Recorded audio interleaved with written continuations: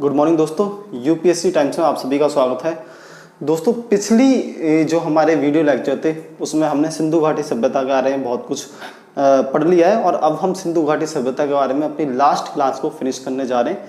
दोस्तों, आज जो हम चर्चा करेंगे सिंधु घाटी सभ्यता के जिस बिंदु के बारे में, वो बिंदु है सिंधु घाटी सभ्यता का पतन। दोस्तों, जब हमने सिंधु घाटी सभ्यता का उद्भव पढ़ा था तो हमने देखा था कि सिंधु घाटी सभ्यता के उद्भव को लेकर इतिहासकारों के भिन्न भिन्न विचार हैं और कई प्रकार की अवधारणाएं हमारे सामने उभर कर आई थी। किसी इतिहासकार का सिंधु घाटी सभ्यता के बारे में कुछ, उद्भव के बारे में कुछ कहना था, किसी का कुछ और किसी का कुछ। हमें यहाँ से पता चलता है कि इतिहासकारों का उद्भव को लेकर एक प्रकार का विवाद बना हुआ है। दोस्तों, जब हम इसके पतन की बात करते हैं तो पतन के संबंध में भी हमें एक प्रकार का विवाद दिखता है। दोस्तों, मैंने आपको बताया था कि इतिहास का अध्ययन, क्योंकि अतीत का अध्ययन होता है, इतिहास का अध्ययन ऐसी घटनाओं का अध्ययन होता है जो बीत चुकी हैं और जो घटनाएं कह सकते हैं कि वर्षों पहले, सालों पहले जो बीत चुकी है, उनका जो का तो जैसी वो थी बिल्कुल वैसा एक तरीके से हम कह सकते हैं आकलन करना एक मुश्किल कार्य होता है। और इसीलिए यही वजह होती है कि इतिहास में अलग अलग इतिहासकार जो होते हैं वो अलग अलग विचार जो होते हैं वो उभर कर आते हैं, क्योंकि इतिहास जो बीता हुआ है उसके बारे में हम जब तथ्यों से, जो हमारे पास साक्ष्य हैं, उनसे हम एक कह सकते हैं कि अनुभव के आधार पर एक आकलन निकालने का प्रयास करते हैं। वो आकलन हर इतिहासकार का अलग अलग निकलता है। दोस्तों, विवाद पतन के संबंध में भी एक विवाद है। सिंधु घाटी सभ्यता की लिपि को हम अभी तक नहीं पढ़ पाए और जो पुरातात्विक साक्ष्य मिले हैं वो इतने ज़्यादा कह सकते हैं इतने ज़्यादा विस्तार से हर चीज़ के बारे में वर्णन नहीं करते हैं या संकेत नहीं देते, या फिर पुरातात्विक स्रोतों की अपनी भी कुछ सीमाएं, एक प्रकार का धुंधलापन आज भी सिंधु घाटी सभ्यता के कुछ बिंदुओं पर बना हुआ है। ऐसा ही एक बिंदु सिंधु घाटी सभ्यता का पतन है। दोस्तों, इसके पतन को लेकर कि इसका पतन कैसे हुआ था, अलग अलग प्रकार के कई प्रकार की अवधारणाएं हमारे सामने आती हैं, तो हम डिस्कस करते हैं सभी अवधारणाओं को। उसके बाद में हम क्वेश्चनों को पढ़ेंगे, क्वेश्चनों को करने का प्रयास करेंगे। तो दोस्तों, एक विद्वान थे जिनका नाम था मार्टिमर व्हीलर। बहुत प्रसिद्ध विद्वान थे और भारतीय इतिहास में इनका बहुत बड़ा योगदान है, मार्टिमर व्हीलर। दोस्तों, इनका कहना था कि सिंधु घाटी सभ्यता के पतन में आर्यों का आक्रमण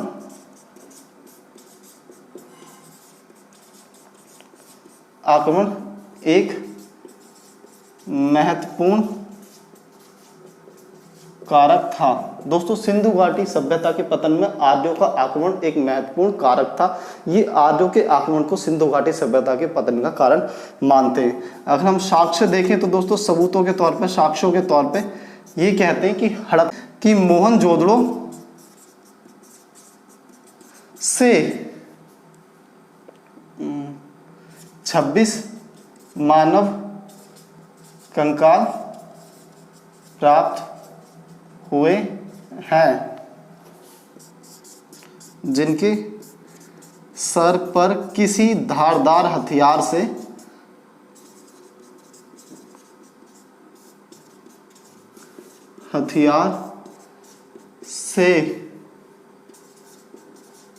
आक्रमण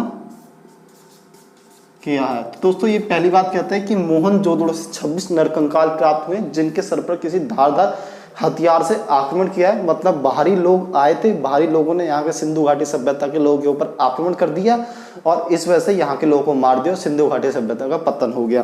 तो दोस्तों, एक तो ये उदाहरण के तौर पे इस चीज़ को बताते हैं। दूसरा, अगर इनका साक्ष्य देखें तो ये बताते हैं कि हड़प्पा से कब्रगाह एच से एक स्थान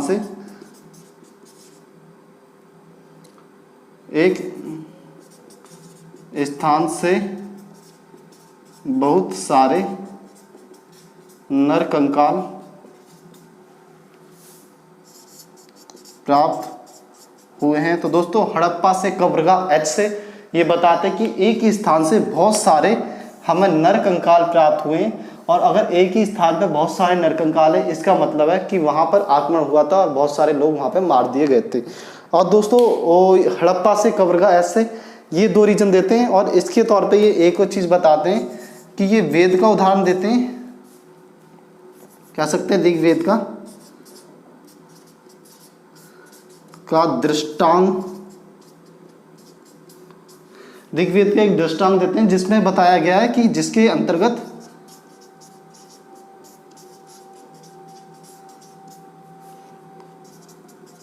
इंद्र को हर यूपिया या किलो का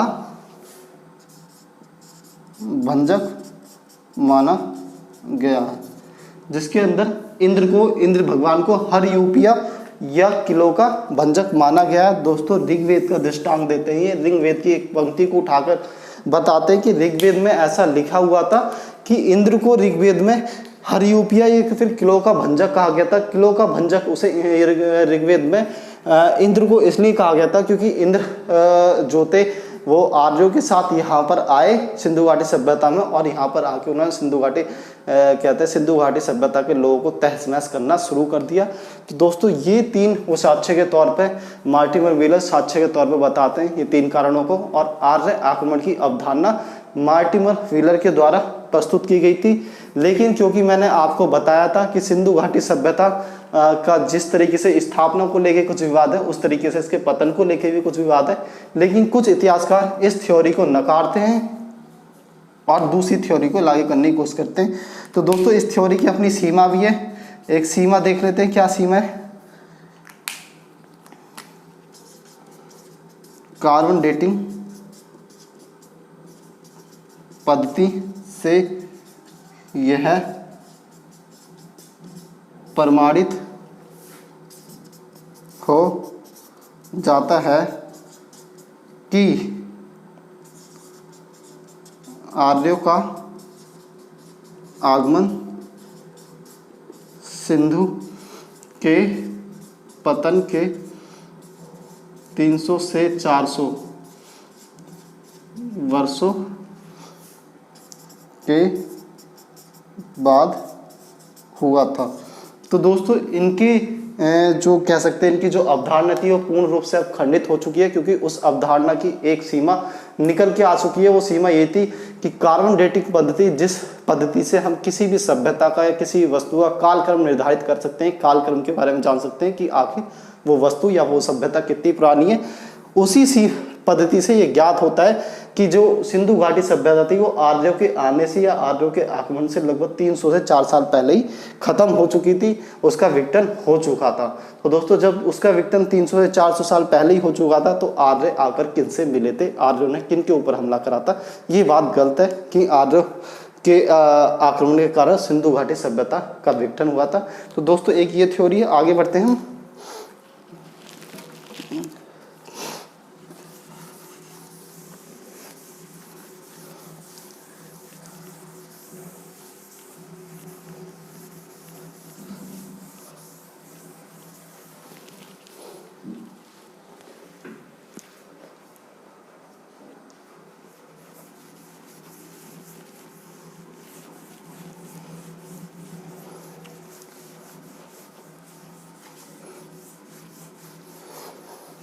दोस्तों दो अन्य विद्वान जिनका नाम जॉन मार्शल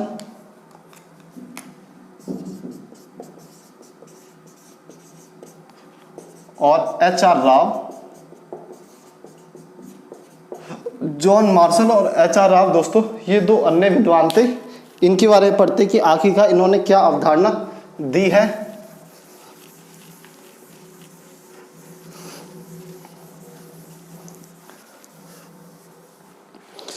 दोस्तों ये उस अवधारणा का विखंडन करते हुए एक नई अवधारणा को प्रस्तुत करते हैं, और इनका मानना था कि सिंधु घाटी सभ्यता का विघटन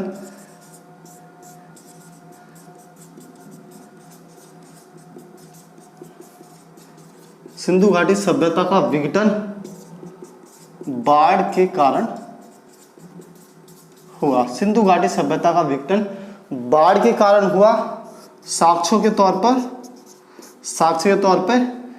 एच.आर. राव, लोथल व भगत राव से बाढ़ के साक्ष्य एकत्रित करते हैं व अवधारणा को सही साबित करने का प्रयास करते हैं। तो दोस्तों देखें बोर्ड पर सभी विद्यार्थी, सिंधु घाटी सभ्यता का विघटन बाढ़ के कारण हुआ, ये जॉन मार्शल और एच.आर. राव का कहना था। साक्ष्य के तौर पे ये कहते हैं, एच.आर. राव ने साक्ष्य के तौर पर लोथल व भगत राव से बाढ़ के साक्ष्य एकत्रित करते हैं, वह अवधारणा को सही साबित करने का प्रयास करते हैं। दोस्तों बाद में हम देखेंगे इन्हीं की थ्योरी को आगे बढ़ाते हुए एच.आर. साहनी, ये भी एक इतिहासकार थे, इन्हीं की थ्योरी को आगे बढ़ाते हुए ये कहते हैं कि जो सिंधु घाटी सभ्यता में जो बाढ़ आई थी वो एक नॉर्मल या सामान्य बाढ़ नहीं थी, बल्कि एक प्रकार का विशेष जल उत्प्लावन था, एक प्रकार का जल विशेष उत्प्लावन था। इनका कहना था कि जब समुद्र के आसपास या फिर आसपास के क्षेत्रों में भूकंप आया तो भूकंप से जो पानी के किनारे वाले क्षेत्र, जिन क्षेत्रों में पानी था, वो पानी तेजी से सिंधु घाटी सभ्यता के क्षेत्रों में घुसा और उसके कारण सिंधु घाटी सभ्यता का पतन हो गया। तो विशेष जल उत्प्लावन था जो विक्षोभ व विवर्तनिक कारणों से आया था। तो दोस्तों ये कहते हैं एक विशेष जल उत्प्लावन था जो विक्षोभ या विशेष जल उत्प्लावन विशेष विवर्तनिक कारणों से आया था, मतलब भूकंप के कारण जमीन का उल्टा सीधा हो जाना। और जो पानी वाले क्षेत्र है, जब समुद्र के अंदर भूकंप आता है तो समुद्र का जो पानी होता है वो तेजी से बाहर के क्षेत्रों में आ जाता है और बाहर के क्षेत्रों में आके उन क्षेत्रों को डुबो देता है। इनका कहना यही था। ये कहते हैं कि बाढ़, लेकिन ये इससे एक स्टेप आगे बढ़ते हुए इस अवधारणा को कहते हैं कि बाढ़ नहीं, एक विशेष प्रकार की बाढ़ जो भूकंप के कारण पैदा हुई थी। एक आम बाढ़ नहीं थी, आम बाढ़ होती तो सिंधु घाटी सभ्यता के लोग संभाल लेते, लेकिन ये एक विशेष प्रकार की बाढ़ थी। लेकिन दोस्तों आगे बढ़ते हम देखेंगे कि एस.टी. लैम्ब्रिक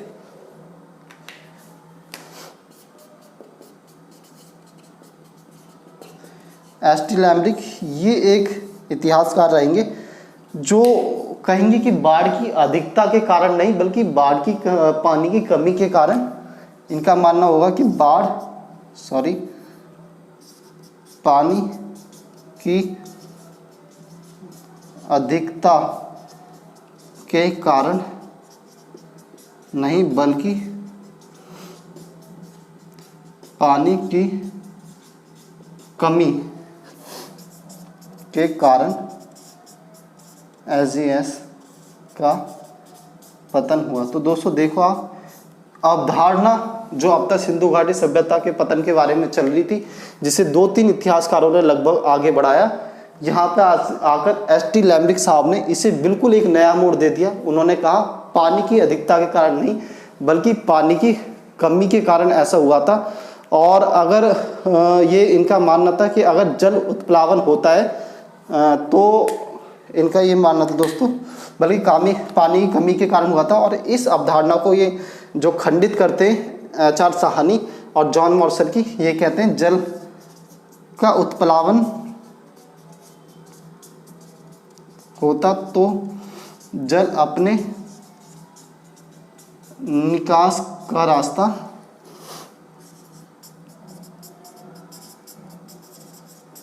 खुद बना लेता। तो जल अपने निकास का रास्ता खुद बना लेता। एक बार दोस्तों बोर्ड पे देखेंगे बहुत ध्यान से, एस.टी. लैम्ब्रिक जी की जो अवधारणा थी, इनका कहना था कि जल की कमी के कारण ऐसा हुआ। और हम देखेंगे कि एकदम से जो अवधारणा होगी, अवधारणा एकदम से एक नया पक्ष ले लेगी और आगे जाके हम देखेंगे कि सभ्यता का खिसकना एक कारण बताया जाएगा।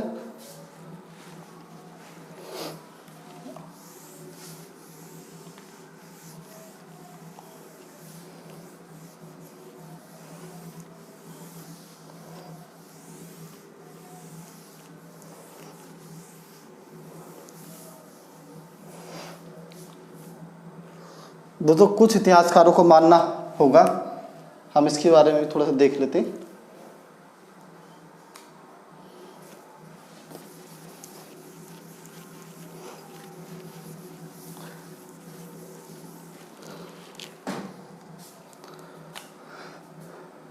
कि सिंधु की सभ्यता या फिर सिंधु घाटी की सभ्यता का पूर्व की ओर खिसकना इसके पतन का कारण था, क्योंकि पूर्व की ओर जनजातीय लोगों का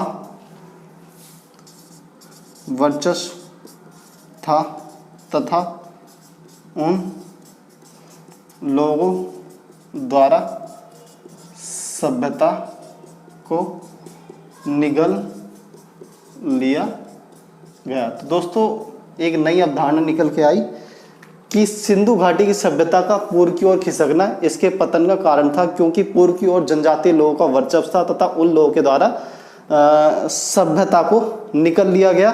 और दोस्तों ये जो अवधारणा दी थी इसके जो प्रतिपादक थे वो डी के चक्रवर्ती इसके प्रतिपादक थे।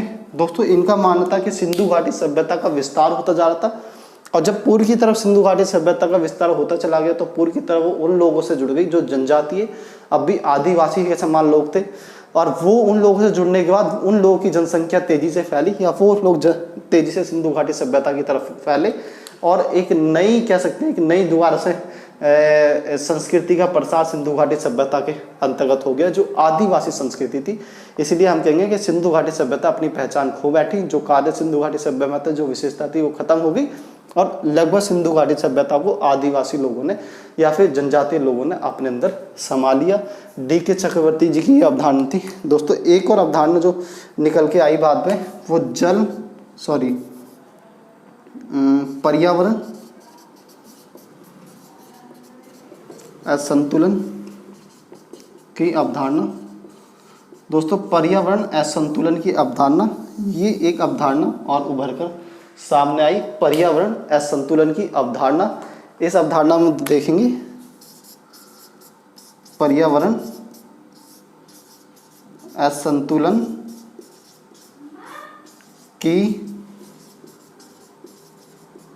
अवधारणा, और इस अवधारणा के अंतर्गत हम देखेंगे कि दोस्तों इस अवधारणा को के प्रतिपादक होंगे वो इस बात का जिक्र करेंगे कि पर्यावरण पश्चिम से पूर्व की ओर खिसक रहा था। दोस्तों आज से कुछ समय पहले, अगर हम लगभग आज से 1000-2000 साल पहले की बात करेंगे, तो दिल्ली का जैसा वातावरण था वो वातावरण आज नहीं है, और आज से लगभग 100-150-200 साल पहले 200 साल बाद जैसा आज दिल्ली का वातावरण है वैसा नहीं होगा। जो वातावरण होता है, जो पर्यावरण होता है, पर्यावरण में कुछ ना कुछ परिवर्तन आते रहते हैं, पर्यावरण समय के साथ बदलता रहता है। कभी कभी ऐसा होता है किसी क्षेत्र में बहुत ज़्यादा बारिश हुआ करती थी, लेकिन आज वो क्षेत्र सूखे प्रदेशों में शामिल है। तो दोस्तों पर्यावरण का एक अपनी प्रकृति होती है कि वो एक स्थान से दूसरे स्थान खिसकता रहता है। तो इस अवधारणा के पीछे यही वाली थ्योरी, यही अवधारणा काम कर रही थी कि पर्यावरण पश्चिम से पूर्व की ओर खिसक रहा था और वर्षा में कमी आ रही थी। परिणाम स्वरूप कमी आ रही थी, परिणाम स्वरूप कृषि की समस्या उत्पन्न हुई व सभ्यता पतन के स्तर पर पहुंची। सभ्यता पतन के स्तर पर पहुंची। दोस्तों ये कुल मिला के हम इन सारी चीज़ों को देखते हैं सिंधु घाटी सभ्यता के पतन के अंतर्गत, और मुझे लगता है आपको समझ में आ गया होगा। अब हम थोड़ा सा क्वेश्चनों के ऊपर डिस्कस कर लेते हैं कि सिंधु घाटी सभ्यता के पतन से आपसे किस प्रकार के कैसे कैसे क्वेश्चन पूछे जा सकते हैं।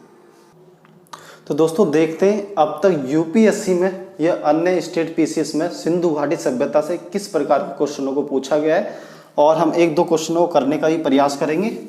लेकिन ज़्यादातर क्वेश्चन मैं आपको टारगेट बेस दूंगा कि मैंने आपको अब तक सिंधु घाटी सभ्यता से जो भी पढ़ा है आपको उसे अच्छे से पढ़कर समझकर इन क्वेश्चनों के आंसर देने हैं दोस्तों।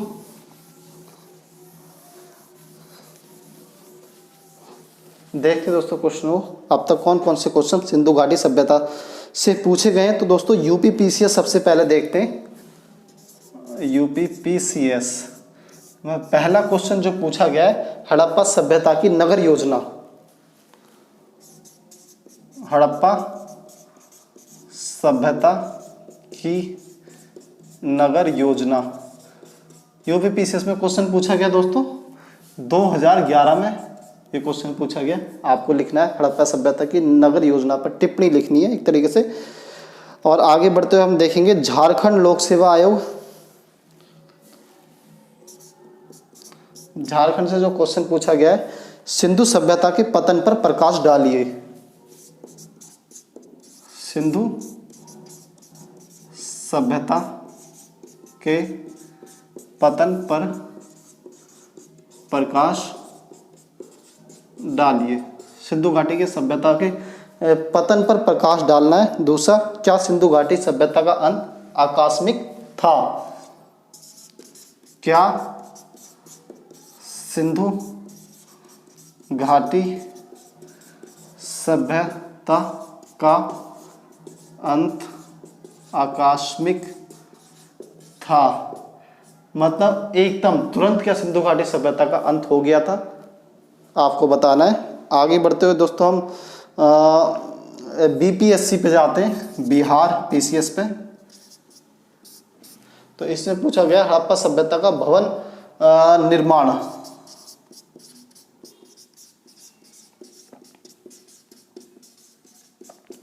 भवन निर्माण, हड़प्पा सभ्यता का भवन निर्माण यूपी बीपीएससी में पूछा गया है।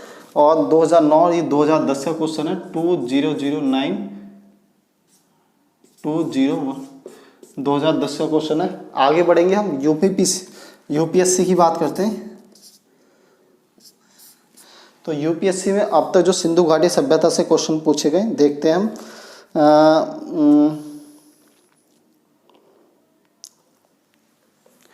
दोस्तों 2007 में क्वेश्चन पूछा गया है, हड़प्पा सभ्यता में नगर सभ्यता के तत्वों का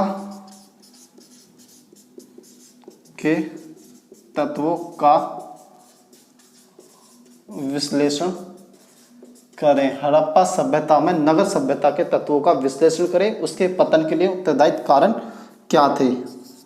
उसके पतन के लिए उत्तरदायी कारक क्या थे? 2011 में सिंधु घाटी सभ्यता से ये क्वेश्चन यूपीएससी में पूछा गया है दोस्तों। और आगे देखते हैं हम।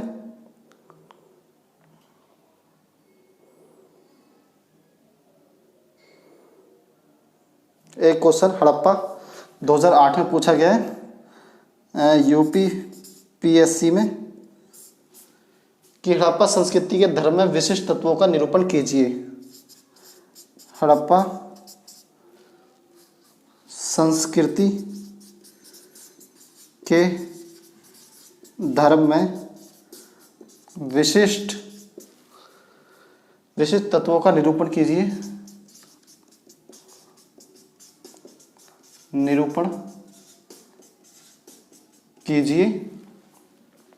क्या उसे ऐतिहासिक हिंदू धर्म का पूर्व रूप कहा जा सकता है? क्या उसे ऐतिहासिक हिंदू धर्म का पूर्व रूप कहा जा सकता है? क्या उसे ऐतिहासिक हिंदू धर्म का पूर्व रूप कहा जा सकता है? आगे बढ़ते हुए दोस्तों बीपीएससी पे दोबारा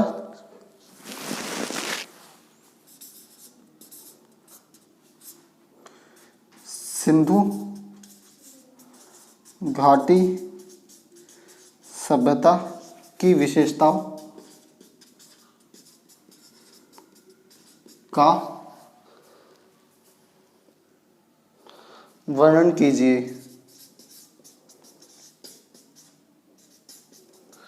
2002 2002 में ये क्वेश्चन बीपीएससी में पूछा गया है। नंबरों के बारे में क्वेश्चन पूछा गया है दोस्तों, और पतन के बारे में क्वेश्चन पूछा गया है। इस चीज़ को आप अच्छे से पढ़ लेना। एक और यूपीएससी में कि हड़प्पा सभ्यता के पतन के कारणों का परीक्षण कीजिए। हड़प्पा सभ्यता के पतन के कार्यों का परीक्षण कीजिए। 1 2 3 4 5 6 और 7। दोस्तों ये 7 क्वेश्चन सिंधु घाटी सभ्यता से अब तक किसी ना किसी बोर्ड में पूछे गए हैं, चाहे वो यूपीएससी हो चाहे वो स्टेट पीसीएस हो। थोड़ा सा देख लेते हैं किस तरीके से आपको थोड़ा थोड़ा करना है। हड़प्पा सभ्यता की नगर योजना आपको मैंने पढ़ा रखा है, कोई बताने की जरूरत नहीं है। हड़प्पा सभ्यता क्या है थोड़ा सा ये बता दें, ये बताना है परिभाषा में, इंट्रोडक्शन में। उसके बाद नगर योजना का व्याख्यान करते चले जाना, सारी चीज़ों को बता देना है।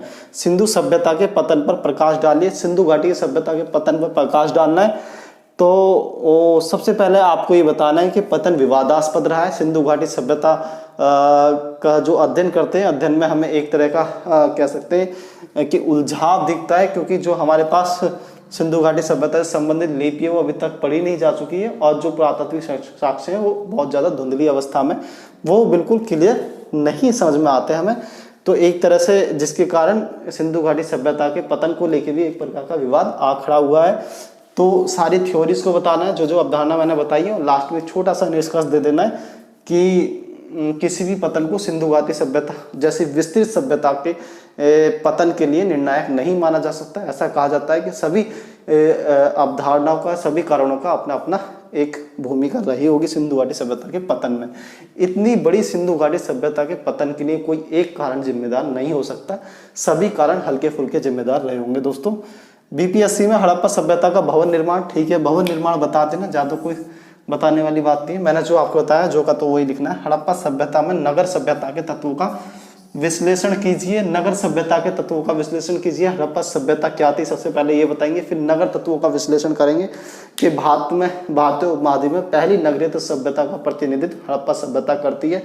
इसमें नगर से संबंधित इस प्रकार की विशेषताएं देखी जाती है। नंबर पहला आकार बहुत बड़े थे, सांस्कृतिक भिन्नता थी, ये सारी चीज़ों को लिख देना है इसमें। उसके पतन के लिए उत्तरदायी कारक क्या थे? तो दोस्तों पतन के लिए कोई भी कारक उत्तरदायी नहीं था, या फिर सारे कारक उत्तरदायी थे। आपको बैलेंस बनाते हुए लिखते हैं कि पतन के संबंध में हमारे समझ कई प्रकार के कारण उभर के आते हैं। 2-3 कारणों को डाल देना है और दैट्स इट। किसी भी एक कारण को पतन का जिम्मेदार नहीं माना जाता, हर कारण की अपनी कुछ ना कुछ भूमिका रही होगी। That's it, answer close. UPPCS Harappa संस्कृति के धर्म में विशिष्ट तत्वों का निरूपण कीजिए। किस प्रकार का हड़प्पा कह सकते हैं संस्कृति का धर्म था? थोड़ा सा जो मैंने बताया थोड़ा सा वहाँ से जानने का प्रयास करना। धर्म के बारे में मैंने आपको थोड़ा कम बताया, जो आपके पास अच्छी बुक हो उससे थोड़ा सा देखने का प्रयास करना। बस सारा कुछ मैं बताऊंगा तो क्लास बहुत लंबी हो जाएगी, इसलिए मैंने कुछ चीज़ों को थोड़ा कम बताया। तो सबसे पहले आप धर्म को देख लेना किसी बुक से, और क्या उसे ऐतिहासिक हिंदू धर्म का पूर्व रूप कहा जा सकता है। दोस्तों हड़प्पा सभ्यता में हमें कह सकते हैं स्वास्तिक का चिन्ह होता है दोस्तों, ये वाला चिन्ह, हमें इसकी जो सर्वप्रथम जो एक कह सकते हैं पुष्टि मिलती है वो हड़प्पा सभ्यता से मिलती है। उसके बाद जो वृक्ष पूजा होती है आज भी हिंदू धर्म में होती थी, वो हड़प्पा सभ्यता में होती है।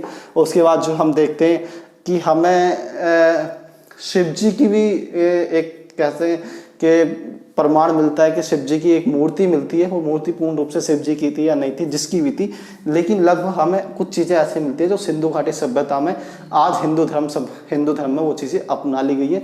तो एक प्रकार से छिटपुट तरीके से हम कह सकते हैं कि कुछ अंशतः हमें ये दिखाई देता है कि हिंदू धर्म में जिन प्रथाओं को आज माना जाता है, जिन प्रथाओं के आधार पर हिंदू धर्म आगे बढ़ा, वो सिंधु घाटी सभ्यता में कुछ मिली थी जिन्हें हिंदू धर्म ने अपने अंदर समाहित कर लिया।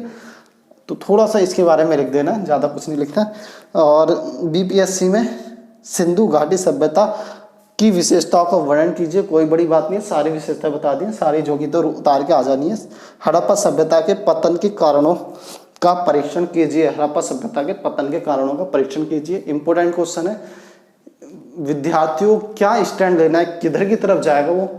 बोर्ड हमेशा इन चीज़ों को देखना चाहता है। मैंने आपको बताया आपको किधर की तरफ नहीं जाना, आपको सिर्फ ज़्यादा कोशिश करनी है कि आप सारी अवधारणाओं में पतन के संबंध में क्या क्या कहा है उनके बीच में संतुलन बनाएं और सभी की भूमिका को थोड़ा थोड़ा सा दिखा दें। तो दोस्तों ये हमने सिंधु घाटी सभ्यता के चैप्टर को फिनिश कर लिया है। थोड़ा सा धर्म को और थोड़ा सा स्थापत्य कला को थोड़ा सा आप किसी पुस्तक से और देख लेना और हमारी सिंधु घाटी सभ्यता बहुत अच्छे से और बहुत शानदार तरीके से कवर हो जाएगा। और मुझे उम्मीद है आप सिंधु घाटी सभ्यता में कहीं से भी कैसा भी कितना भी इंपॉर्टेंट क्वेश्चन पूछा जाता है तो आप उस क्वेश्चन को सॉल्व करने में सक्षम होंगे। दोस्तों आशा करता हूँ आपने मेरे सारे वीडियो लेक्चर सिंधु घाटी सभ्यता बहुत अच्छे से देखे होंगे। अब आपके पास जो भी बुक हो या अन्य प्रकार से जो भी क्वेश्चन हो उन क्वेश्चनों को उठाएं, उन क्वेश्चनों को करना शुरू करें और जो भी समस्या आ रही है मेरे से डिस्कस करें, मुझे व्हाट्सअप करें। मैं व्हाट्सअप पे आपका टाइम मिलते ही रिप्लाई डेफिनेटली करूँगा, चाहे आप इस वीडियो को कभी भी देख रहे हो। दोस्तों इसी के साथ आपसे एक रिक्वेस्ट है कि आप मेरे चैनल को भी सपोर्ट करते रहें, चैनल को आगे बढ़ाएं। अगर ये चैनल आगे बढ़ेगा तो डेफिनेटली आपके लिए इतनी बेहतरीन चीज़ों को लाया जाएगा जिससे आपकी लेखन शैली, आपकी प्रैक्टिस, आपका अभ्यास एक कह सकते हैं कि बहुत फास्ट स्पीड में होने वाला है। और मेंस के लिए मैं आपको बहुत अच्छे से तैयार कराने वाला हूँ। जहाँ तक प्री की बात रही, प्री की बातों में मैं आपको थोड़ा थोड़ा सजेस्ट करता हुआ चलूँगा, बीच बीच में उन चीज़ों को कुछ आप बुक से देखना, कुछ चीज़ें मैं कराऊँगा, आपका प्री बहुत अच्छे से कवर हो जाएगा। तो दोस्तों वीडियो देखने के लिए धन्यवाद, थैंक यू।